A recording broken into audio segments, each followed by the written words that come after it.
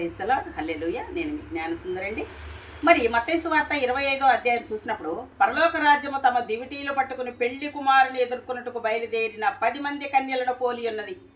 మరి పెళ్లి కుమారుడు ఎవరండి? మన యేసు ప్రభు. వధువు ఎవరండి? పెళ్లి కుమార్తె ఎవరు? క్రైస్తవ సంఘం మన వధువు అనమాట. అయితే మరి ఈ పెళ్లికి 10 మంది కన్యలు వచ్చారు. వీరిలో 5గురు బుద్ధి లేని వారు, 5గురు బుద్ధిగల కన్యకలు.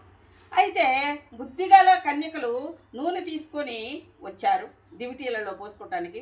మరి ప్రభు వచ్చుట ఆలస్యం అయిద్దేమో అని వారి బుద్ధి లేని కన్యకలు నిద్రపోతున్నారు. అప్పుడు ప్రభు వచ్చారు. పెళ్లి కుమారుడు ఎదుర్కొని రండి అని కేక వినపడింది. రాండి, పెళ్లి కుమారుడు వచ్చాడు, రాండి. మరి రెప్పపాటున మనం మారాలి, రెప్పపాటున దేవుని సన్నిధికి మనం చేరాలి. కాబట్టి రండి, పెళ్లి కుమారుడు వచ్చిండని కేక వినపడగానే కన్యకలందరూ తమ దివిటీలను గబగబా లేచి సవరించుకొని చక్కపరుచుకొని మరి బుద్ధిగల కన్యకలు నూనె పోసుకొని పోయారు. ఈ బుద్ధి లేని కన్యకలు మా దివిటీలు ఆరిపోతానే, మాకు కొంచెం నూనె ఇవ్వండి అని అన్నారు. అప్పుడు సిద్ధపడి ఉన్నవారు అతనితో కూడా పెళ్లి విందుకు లోపలికి వెళ్ళిపోయారు.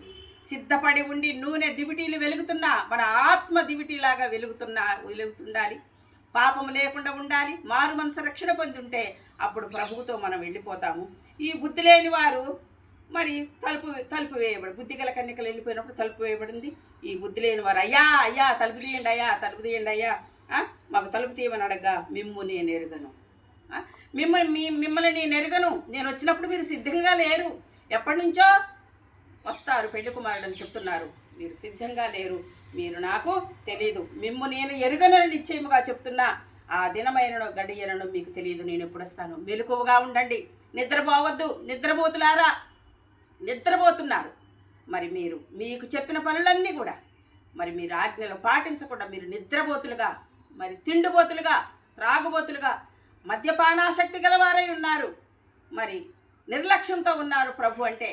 కాబట్టి నిద్రపోకుండా మేలుకొని ఉండండి, నేను ఎప్పుడు వస్తానో తెలియదు అని ప్రభు చెప్తారండి. మనం కూడా మేలుకొని ఉండాలి, ప్రభు కొరకు ఆశగా ఉండాలా.